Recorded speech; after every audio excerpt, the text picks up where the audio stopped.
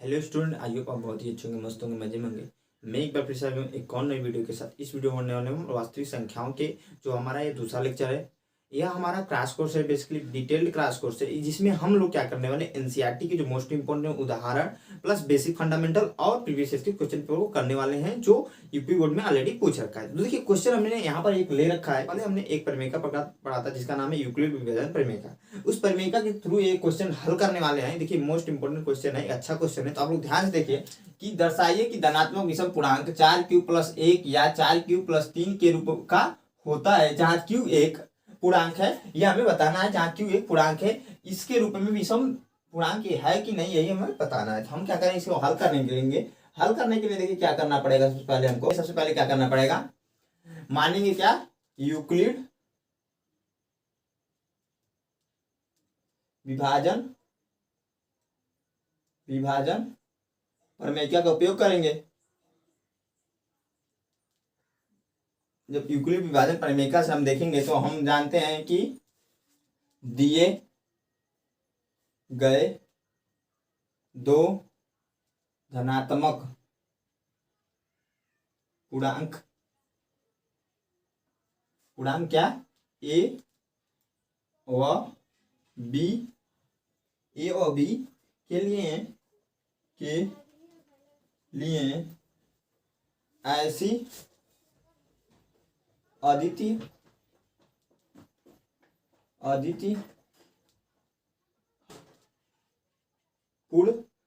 पूर्ण संख्याएं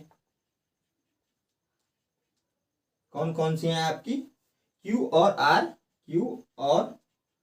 R विद्यमान है। यह जो है यूक्लिड सर जो थे उन्होंने खोजा था क्या कि A=BQ+R।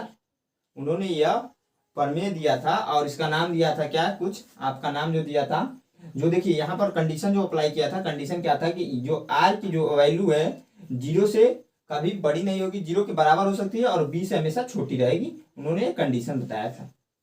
तो इतनी सारी चीजें आप लोग को समझ में आनी चाहिए कि यूक्लिड विभाजन प्रमेयिका ये सारी चीजें वहीं से लिखी गई है कि दिए गए दो धनात्मक पूर्णांक ए व बी के लिए ऐसी अद्वितीय पूर्ण संख्याएं जो Q और R पर विद्यमान है। तो A=BQ+R, जो R की जो वैल्यू है 0 से बराबर हो सकती है या 0 से छोटी नहीं हो सकती है, 0 से छोटी नहीं हो सकती है और B से छोटी होगी। यह कंडीशन अप्लाई। देखिए क्वेश्चन में दे रखा है कि B 4q+1 4q+3, हम इसको ही मानेंगे, यही मान लेंगे इसको कि हम मानेंगे क्या कि माना, देखिए इसको और इसको आप देखेंगे तो B के स्थान पे 4 है, यहाँ B के स्थान पे इसमें 4 है, Q के स्थान पे Q है, R के स्थान पर 1 है। तो हम क्या करेंगे, मानेंगे और मानने के बाद क्या करने वाले हैं, क्योंकि यह हमें ज्ञात करके निकालना है, न कि डायरेक्टली निकालना है। तो मानेंगे क्या, B=4। जब B= आप लोग खुद बताइए, जब B= हमने 4 माना, तो मैंने कहा यहाँ पर कि जब B= हमने 4 मानेंगे तो ये इक्वल क्या हो जाएगा, 4q+R।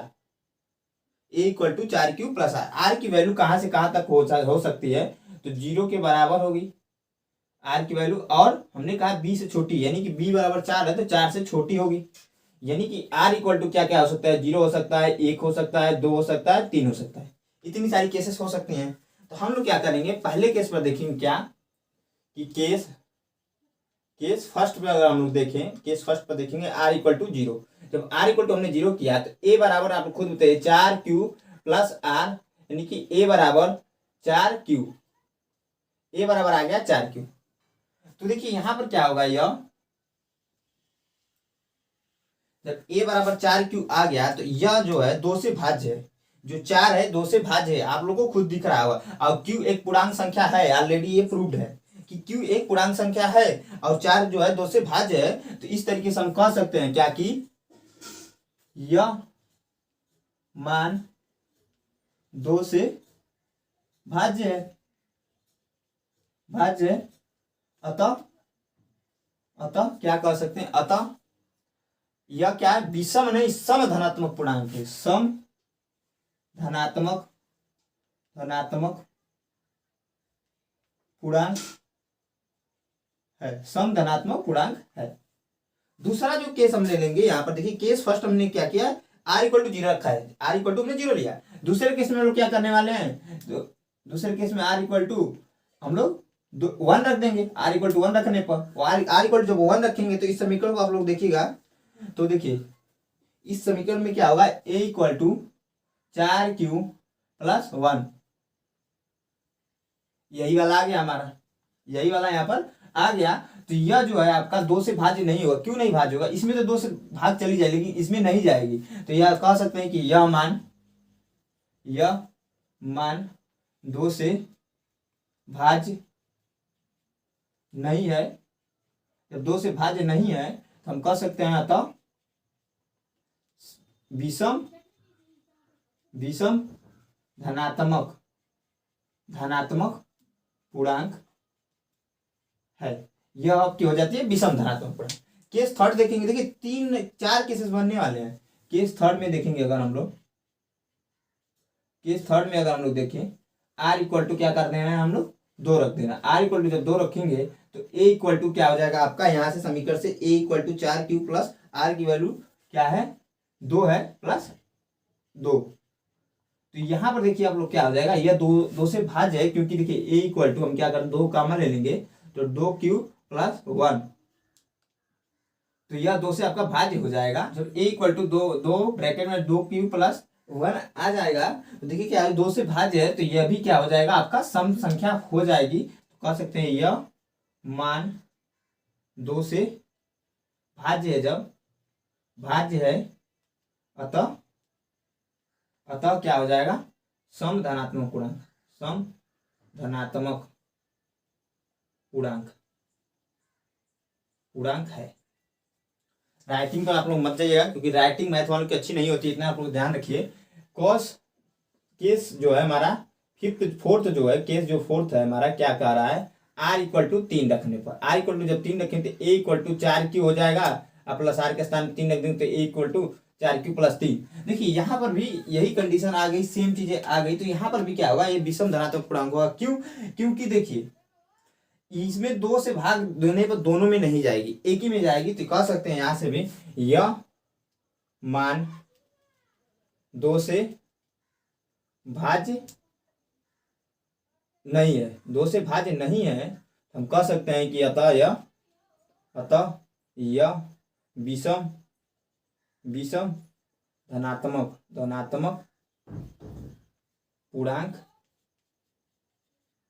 धनात्मक पूर्णांक है। आई होप इतनी सारी चीज आप लोग को समझ में आई होगी। शायद नीचे का दिख रहा होगा आप लोग को कि नहीं, देख लेता हूँ एक बार। नीचे का आप लोग को दिख रहा है। देखिए यह जो है मोस्ट इंपोर्टेंट क्वेश्चन है, बहुत अच्छा क्वेश्चन था। मैंने जो है आप लोगों को बताने की कोशिश की है।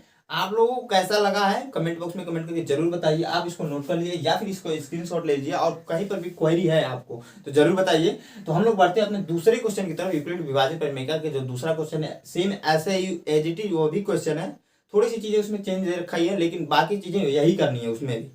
तो आप इसको नोट कर लीजिए या फिर ले लीजिए इसका स्क्रीनशॉट।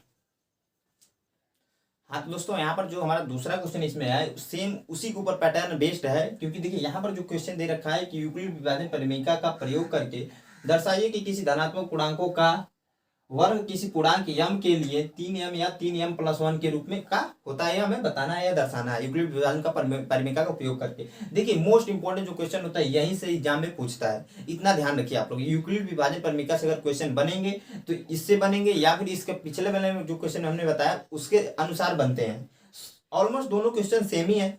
तो ऐसे ही क्वेश्चन एग्जाम में पूछता है यूक्लिड विभाजन परिमेय से, जो 4 नंबर में आएगा। बाकी छोटा क्वेश्चन आता है तो उसको भी हमने बता रखा है ऑलरेडी बता रखा है। देखिए क्वेश्चन जो दे रखा है क्वेश्चन उसी के अनुसार हम लोग क्वेश्चन को करते हैं। क्वेश्चन क्या कह रहा था कि यूक्लिड विभाजन परिमेय का, हमने यूक्लिड विभाजन परिमेय को यहाँ पर नोट कर दिया कि दिए गए धनात्मक पूर्णांक ए और बी के लिए ऐसी अद्वितीय पूर्ण संख्याएं क्यू और आर विद्यमान है कि a equal to b q plus r, यह जो होता है यूक्लिड विभाजन परिमेय क्या होता है, इतना आप लोग को पता होगा।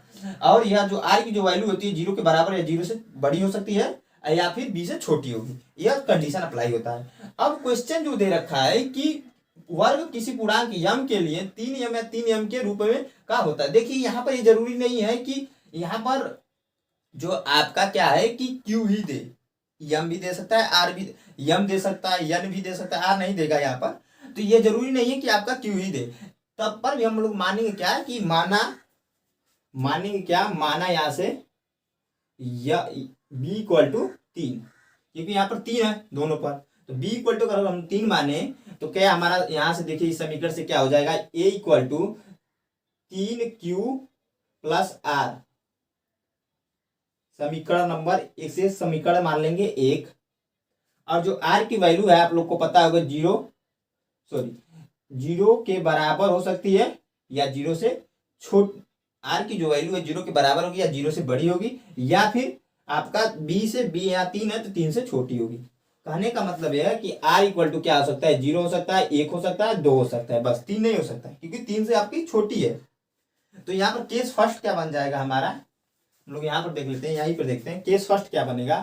केस फर्स्ट में क्या बनेगा, r equal to 0, r equal to जब 0 पे देखें तो समीकरण एक से अगर हम लोग देखें, समीकरण 1 से अगर देखें हम लोग, ध्यान से आप लोग देखिए, मजेदार क्वेश्चन है कि a equal to 3q plus 0 है, 0 के बाद हम लोग क्या करेंगे, a इक्वल टू 3q हो जाएगा। फिर क्वेश्चन में दे रखा है कि पूर्णांकों को वर्ग किसी पूर्णांक यम के लिए, इसका वर्ग जब करेंगे तो वर्ग भी करना पड़ेगा, क्योंकि वर्ग करने के लिए बोल रहा है, तो a स्क्वायर हो जाएगा, इधर हो जाएगा 9q स्क्वायर, देखिए 9q स्क्वायर इधर हो जा रहा है आपका, तो आप इसको ऐसे लिख सकते हैं कि नहीं लिख सकते हैं, आप खुद बताइए। a स्क्वायर बराबर 3 ब्रैकेट में 3q स्क्वायर, जब ब्रैकेट में आप 3q स्क्वायर लिख सकते हैं, इसको ही मान लेंगे हम लोग क्या है यम, तो 3 यम आ जाएगा, आपका पहला कंडीशन सेटिस्फाई हो जाएगा, पहला कंडीशन आपका सेटिस्फाई हो जाएगा आराम से।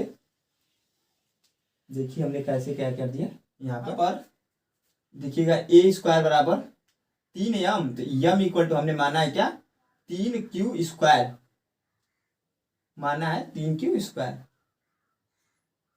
यह हमारा जो पहला कंडीशन है सेटिस्फाई हो रहा है। दूसरा इसमें जो केस दे रखा है, केस सेकंड के लिए लिख देखेंगे हम लोग, तो केस सेकंड में अगर हम लोग देखें तो r इक्वल टू क्या है, r इक्वल टू 1 हो जाएगा, तो r इक्वल टू 1 होगा, तो समीकरण नंबर 1 से हम लोग देखेंगे, समीकरण नंबर 1 से अगर, समीकरण नंबर 1 हमारा यहाँ पर कहाँ पर है, यहाँ पर है a बराबर 3q प्लस आर, a बराबर 3q प्लस आर के स्थान पर 1 है तो 1 आ जाएगा आपका।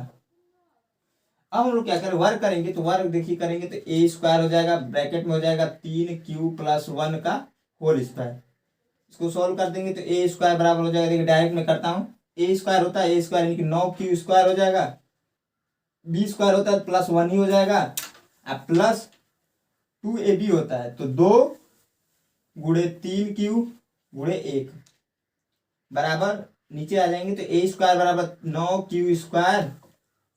9q स्क्वायर प्लस, इसको पहले लिख लेते हैं 3 गुना 6q प्लस 1। अब देखिए यहाँ पर क्या होगा कि देखिए दोनों में से कोई एक कंडीशन सेटिस्फाई कर रहा है कि नहीं कर रहा है, 3m प्लस 1 यानी 3m प्लस 1 आने की कंडीशन है कि नहीं है, ये चेक करते हैं। तो ये चेक करने के लिए देखिए क्या करते हैं हम लोग, बराबर a स्क्वायर रहेगा ऐसे, इन दोनों में कॉमन क्या है, 3 कॉमन है, अब q कॉमन है, तो आप लोग क्या कीजिएगा, यहाँ पर हम लोग क्या करेंगे 3 कॉमन ले लेंगे, तो 3q square plus 2q plus 1, और a स्क्वायर बराबर हमने क्या कर दिया 3m प्लस 1, यम का मान यहाँ से हो जाएगा, यम माना यम बराबर क्या हो जा रहा है आपका 3q स्क्वायर प्लस 2q। देखिए क्वेश्चन में जो बेसिकली हमसे पूछ रखा था कि इस m की वैल्यू कितने कंडीशन में क्या क्या होगी, तो देखिए पहले कंडीशन में m की वैल्यू हमने निकाला था क्या 3q स्क्वायर, दूसरे कंडीशन में m की value 3q square plus 2q, तीसरा जो कंडीशन होगा लास्ट कंडीशन, जो लास्ट कंडीशन है हमारा कि r इक्वल टू 2 पर, r इक्वल टू 2 पर देखेंगे, देखिए a बराबर 3q प्लस 2, वर्ग कर देंगे तो a स्क्वायर हो जाएगा, ब्रैकेट में 3q प्लस 2 का वर्ग। इसके बाद क्या करने वाले हैं हम लोग, फार्मूले का उपयोग करने वाले थे, a स्क्वायर बराबर 3 तरीके 9 सॉरी 9q स्क्वायर प्लस आपका हो जाएगा 4 प्लस हो जाएगा, डायरेक्टली मैं कर रहा हूँ 12q हो जाएगा। आपको यहाँ तक आप लोग को समझ में आ रहा होगा, आप लोग मैंने क्या किया डायरेक्टली यहाँ फार्मूले का उपयोग कर दिया। आप लोग क्या कीजिएगा इस फार्मूले को तोड़ तोड़ कर लिखिएगा, फिर सोल्व करेंगे तो यही आ जाएगा, आप लोग इतना ध्यान रखिए।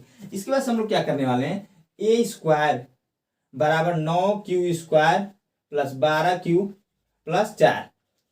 देखिए इस कंडीशन में 3m प्लस 1 क्या इसमें बन सकता है, नहीं बन सकता, लेकिन एक तरीका है उस तरीके से बन सकता है। कैसे?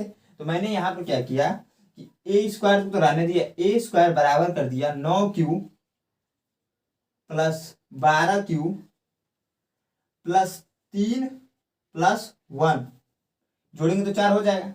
अब क्या हो जा रहा है कि ए स्क्वायर 3 कॉमन हो जा रहा है आपका, तो 3q square plus 4q plus 1 + 1।